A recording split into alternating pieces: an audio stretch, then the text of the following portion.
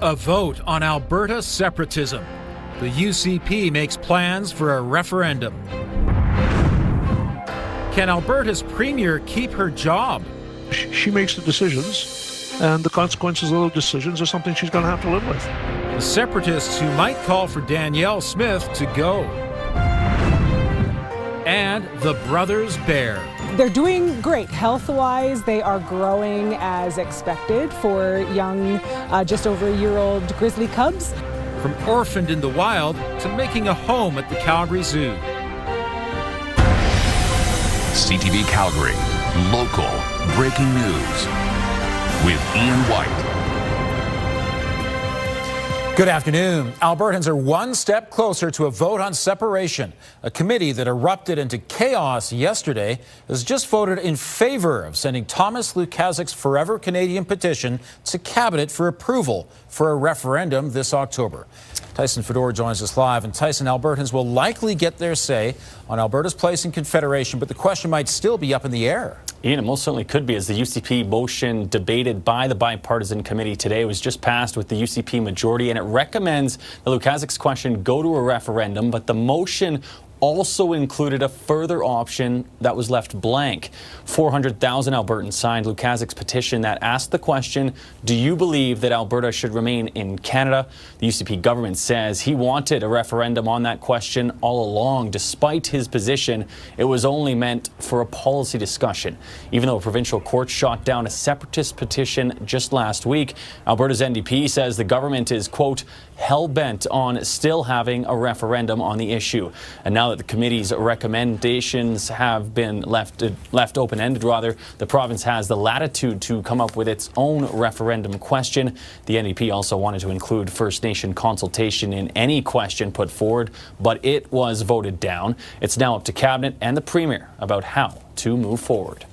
This is the official moment where we can say the UCP is a separatist party. No other party in this province has been supporting the idea of having a referendum on separatism. We've all been fully aware of the negative impacts that it has not only on our economy, but also on our neighbors and our friends as we fight and divide over this issue. Now, reaction has been pouring in. Treaty 6 First Nations issuing a statement just moments ago following the vote. The group condemns the push from the UCP for a separation referendum, saying that the province is being governed by a separatist regime and it will oppose this agenda. Ian? Tyson, thanks very much. Federal Conservative leader Pierre Poilievre says he will be campaigning for the pro-Canada side. I'm a strong Canadian federalist, a proud Albertan, and a proud Canadian. I want a strong Alberta within a united Canada. And all conservatives will be campaigning for Canadian unity in Alberta. Poilievre went on to blame the Prime Minister for the rise in separatist sentiment.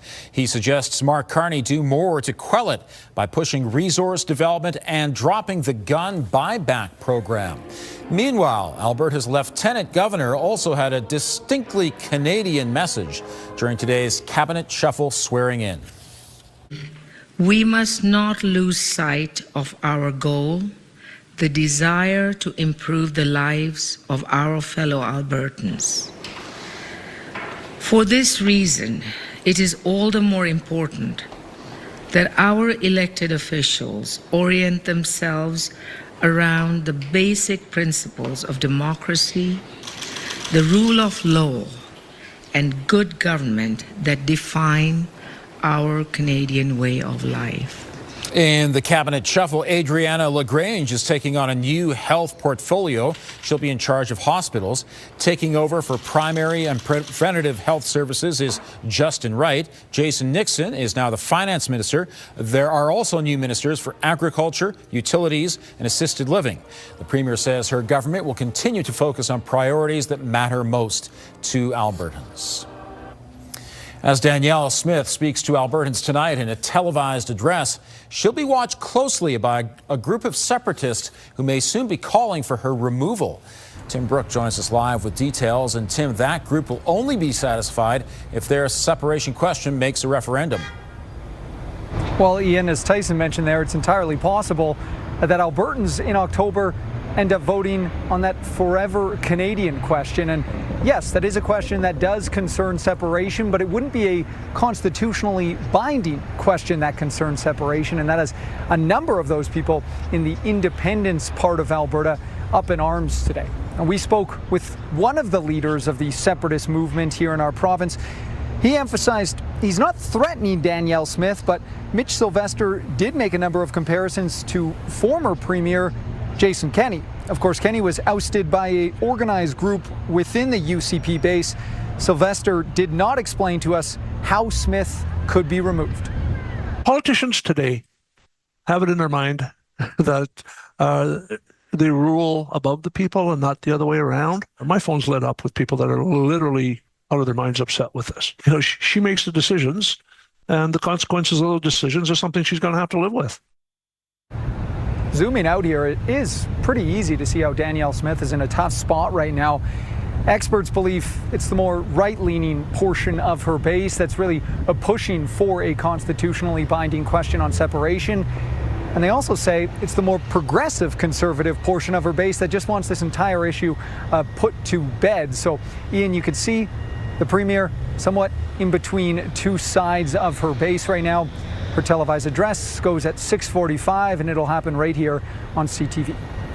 All right, thank you, Tim.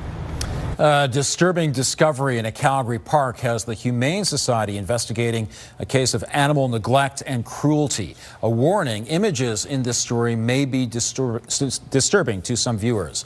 Back on May 7th, Calgarian Annette Mizzaros found the bodies of two dead dogs, discarded in a wooded area near the Graves Bridge parking lot. That's where Glenmore Trail spans the Bow River in the southeast. The animal bodies showed clear signs of neglect. She called animal services, but it took a week before anyone came to remove the animals. They were eventually taken to the Humane Society, which has taken over the investigation.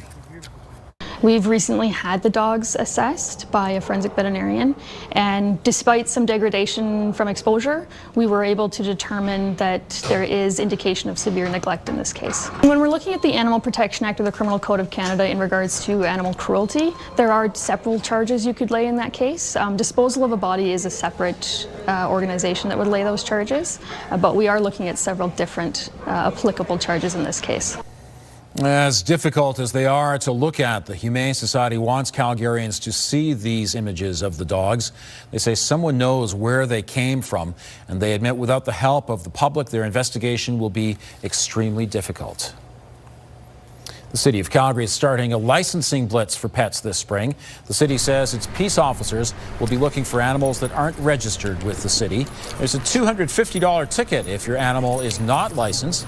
The city also points out there are advantages to licensing. Last year, more than 1,400 lost pets were reunited with their owners.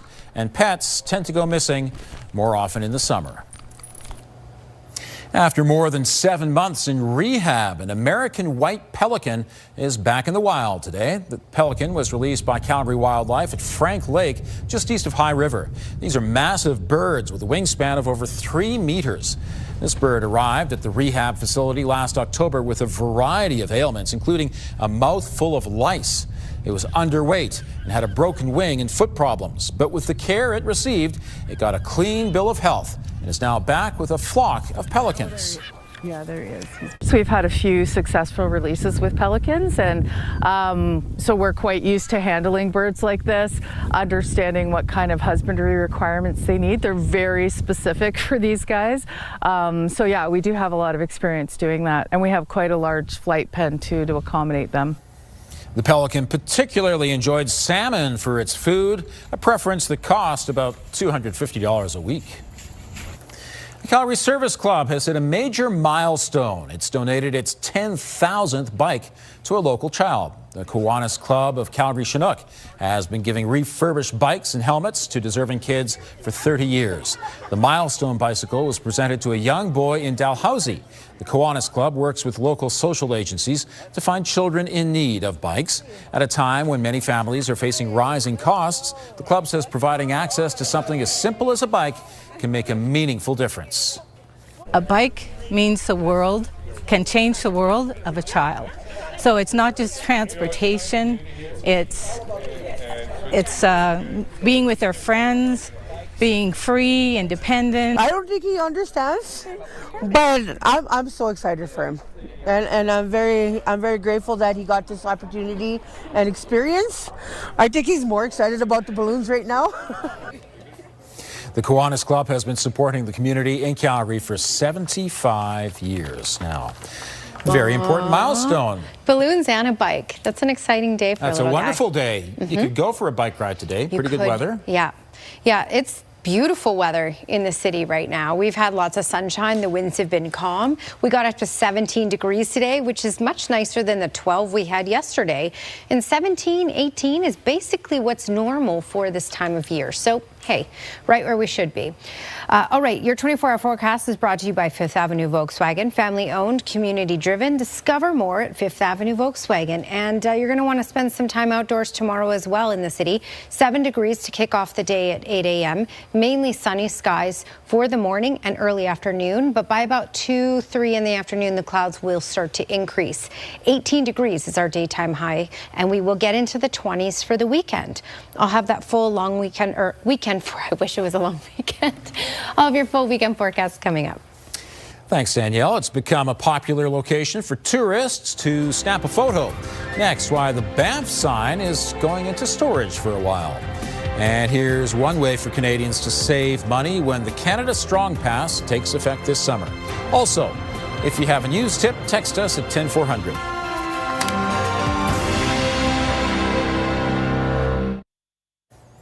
The iconic Banff sign is going into storage just as the busy tourist season ramps up. The town says the sign needs to be temporarily moved so a new part can be completed. The area near the train station is getting used sidewalks, paths, public seating, trees, and landscaping. Officials say the sign will be in storage for 3 to 4 weeks. The federal government's Canada Strong Pass is just weeks from going into effect again. It offers free entry to all Parks Canada sites and a 25% rebate on camping fees. Children also get free admission to national museums, and there's a 50% discount for visitors 18 to 24. Some travelers on Via Rail also get discounts. The pass will be available from June 19th to September 7th. So the summer is coming up. We also have a weekend coming up, and it's looking really good. Really good. You know, Mother Nature feels bad about what she gave us. Is that what she thinks? She told me. Oh, good. Yeah. So 20s and sunny for our weekend. I hope you enjoy it. UV index will be at 6, even 7 in some spots. So that means high. So sunscreen, slap that on for this weekend. Okay, beautiful Skywatch weather shot, and temperatures are climbing. So we're around normal for this time of year in southern Alberta, Calgary included in that. A normal daytime high in the city is 18 degrees, and we've so far got to 17. We may even get to 18 before things drop for the night. It's 17 in Lethbridge, Brooks, Drumheller got to 19, and Medicine Hat is sitting at 16. The winds, a whole lot calmer today in all of southern Alberta in comparison to what we had yesterday. It was very gusty in the far south yesterday, and even for us in Calgary, it really kicked up to closer to 50. For today, 33. And same thing for Brooks, in the 30s for Pincher Creek and Lethbridge. So tame winds today, and they will be tame once again tomorrow. That system we dealt with is now off in Saskatchewan, but it's still impacting the east side of southern Alberta with some isolated showers. It's stable enough, though. We're not seeing any sort of thunderstorm activity on the Alberta side. There is some of that going on the Saskatchewan side. And on the western part of southern Alberta, it's quiet. Winds are calm. A mix of sun and cloud. All right, so as we get to 10 o'clock tonight, this completely moves out of the province. For Calgary, for tomorrow morning, we're looking at mainly sunny skies. We'll notice the clouds increasing in the afternoon hours. There will be some shower and potentially even weak thunderstorm development right along the foothills in the afternoon hours. It doesn't look like it will have enough steam or energy to make its way all the way to QE2, Calgary, or Highway 2. So likely it will die out before it gets along Highway 2 or QE2. We may see a little bit creep in, small chance of that in Calgary, and we have a greater chance of seeing it in the far south along Highway 2. But overall, even if we get it in the city, it will be short-lived and it won't be anything intense. All right, 18 degrees as our high for tomorrow. Again, a lot of sunshine throughout the day, clouds increasing throughout the afternoon, and that small chance around the supper hours of getting an isolated shower. Saturday, Sunday, check this out. Mainly sunny skies, 24 degrees on Saturday and then 20 for Sunday. Monday, looking at a high of 20. The next system does roll in Monday night. That's going to deliver some rainfall Monday night, continue on and off through Tuesday. Tuesday, even the potential, especially later in the day, of some thunderstorm activity. And by then, a high of 18 degrees. Monday night through Tuesday will likely pick up about 2 to 4 millimeters of rain. Thanks, Danielle. Fans of the hit series The Boys might want to make the drive to Edmonton this September. All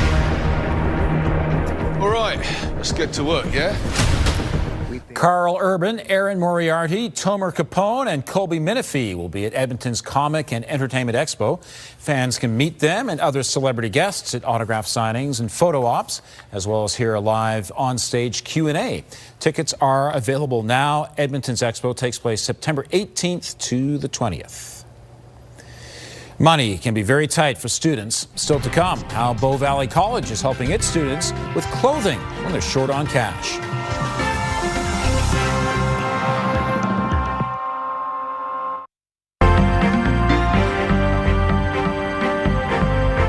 Markets gained steam today and ended up higher. Joining me is Dave Popowich, Portfolio Manager with the Popowich Carmeli Advisory Group. And Dave, is the market trading on hope today? An interesting question, Ian. Good afternoon. I think I often say hope isn't a strategy, but maybe today, in fact, it was. The news we woke up to this morning after yesterday's rally was that the Iranian Supreme Leader had effectively indicated that they want to keep the enriched uranium that they have in the country. Now, I would think that throws a bit of a wrench into the negotiations that are taking place to try to cease hostilities here.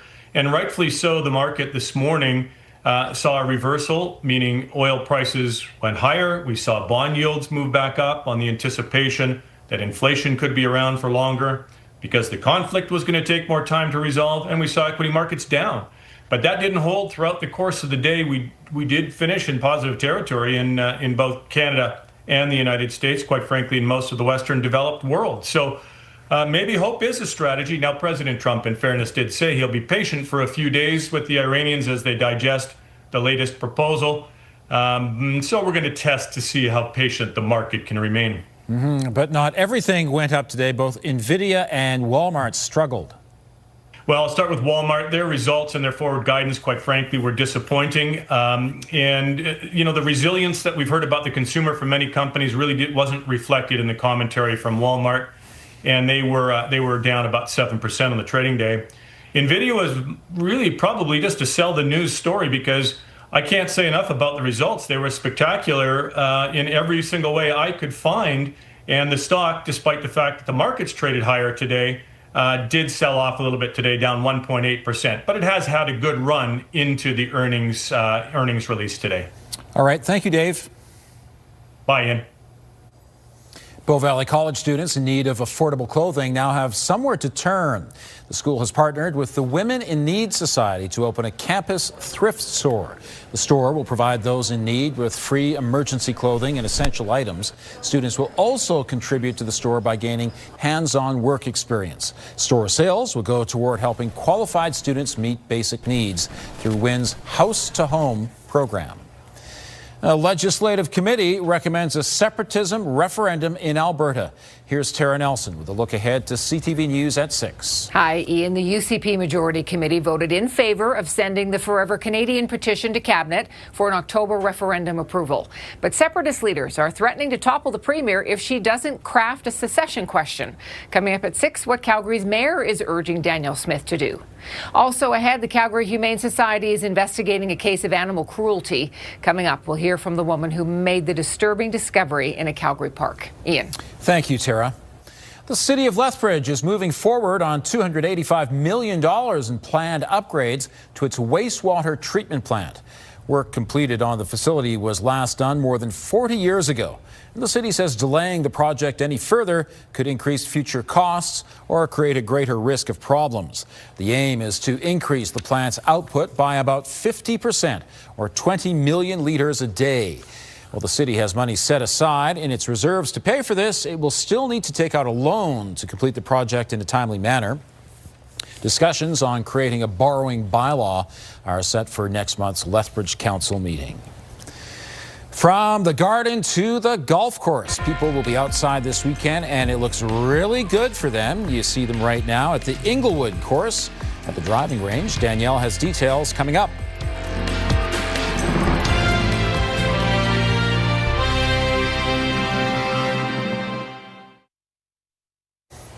I think many people had eyed last weekend to do all that outdoor stuff in the garden and so forth. It's been delayed for a weekend, and it looks really good for them this time. Yeah, so everything you couldn't do last weekend in the snow and grapple and rain and cold, do this weekend because it's looking really nice. 17 degrees is our current temperature, also our daytime high. 18 is what's normal. So like Goldilocks, not too hot, not too cold. It's just right where we should be for this time of year. And we're not near record breaking of 30.6. And we won't be this week. Okay, 18 degrees is our high for tomorrow. So similar temperatures and similar conditions, really mainly sunny skies for the morning. And then in the afternoon, the clouds will increase. Small chance by the supper hours of getting any sort of isolated shower. But mostly any of that activity will stay off to the west. And then look at your weekend. Saturday, Sunday, 24 and 20. Mainly sunny skies. Oh my goodness, Ian, so stunning. Looks great. Thanks very much. Two grizzly bear brothers are exploring their outdoor habitat for the first time at the Wilder Institute Calgary Zoo. Turner and Fitz arrived at the zoo last fall after being orphaned in the wild. They have spent the past several months getting to know their animal care team, and they spent the winter behind the scenes. Now they're exploring their outdoor habitat in the zoo's Wild Canada section. Zoo staff say the playful cubs are doing phenomenally. They're doing great health-wise. They are growing as expected for young, just over a year-old grizzly cubs. Their weights are awesome. They are sitting at 110 kilograms for Fitz, and Turner is about 116 kilograms, so right on par with where they should be. The cubs were discovered alone after their mother was killed in an encounter with a human near Diamond Valley. They're now just over 1 year old. There is no plan at the moment to move the bears anywhere else. Thanks for joining us. Now here's the early edition of the CTV National News.